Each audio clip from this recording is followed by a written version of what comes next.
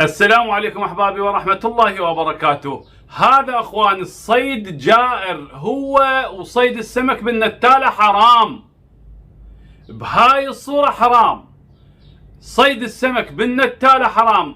هذا الخضيري او الحجل او الدراج اللي يصيدونه بشبكة صيد جائر، هذا يسمونه. ليش حرام؟ لانه اضرب لك مثل بسيط هساني.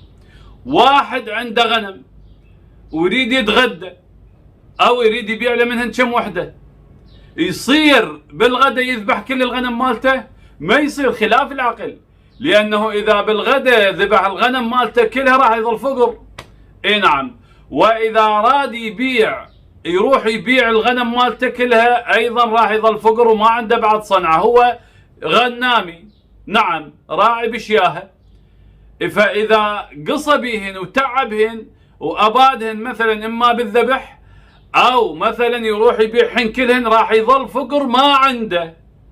زين، هذا لازم يخلي منهن عدد، او اذا راد يذبح له وحده والباقيات يعيش بيهن.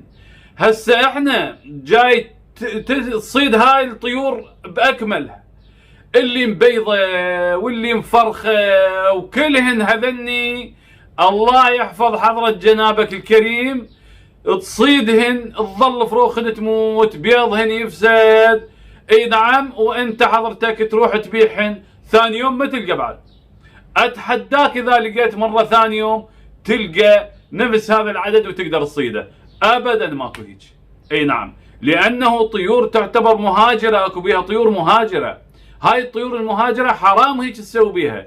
طبيعه تنتهي، مخلي الطبيعه تغذيك شويه شويه. اي نعم.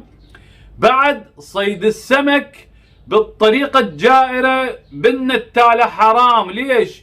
لأنه هذه اللي تبقى من عندها ما تبيض بعد أو ما يصير عندها فراخ. اي نعم هالشكل. وبعد حرمتها. ليش؟ حرمتها تقتل شكو شيء موجود، إلا ما ندر. يعني نادرا ما تفلت وحدة حرشة، نعم، سمكة صغيرة تفلت من هاي النتالة، والا كلها حرام يبيدها، كلها يبيدها. فحرام هذا الشغل.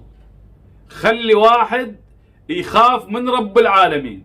هذا الشغل، هذا الصيد حرام. اي نعم. ما اريد احكي اكثر من هذا. ليش حرام؟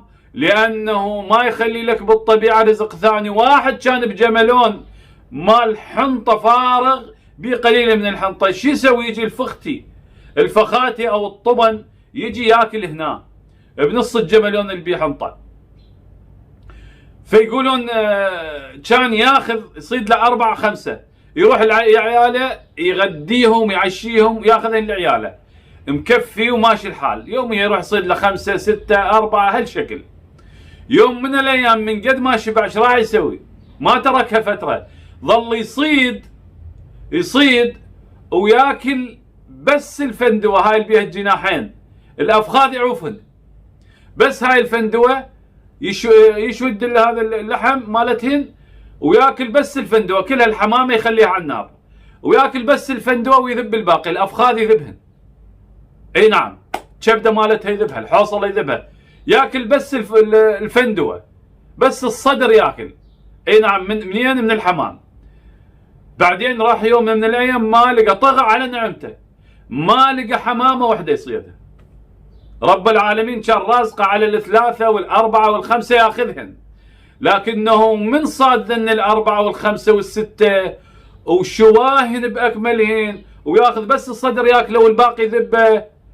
رب العالمين رفع البركة. يوم من الايام راح ما لقى ولا وحدة بالجملون. لا اله الا الله. احذر غضب رب العالمين عليك. رزقك يقل، يخليك لو بس تلقى لقمة بطنك، اي نعم، وسجاتك لو ما تلقاها، واحيانا ما تلقاها تظل جوعان للتالي.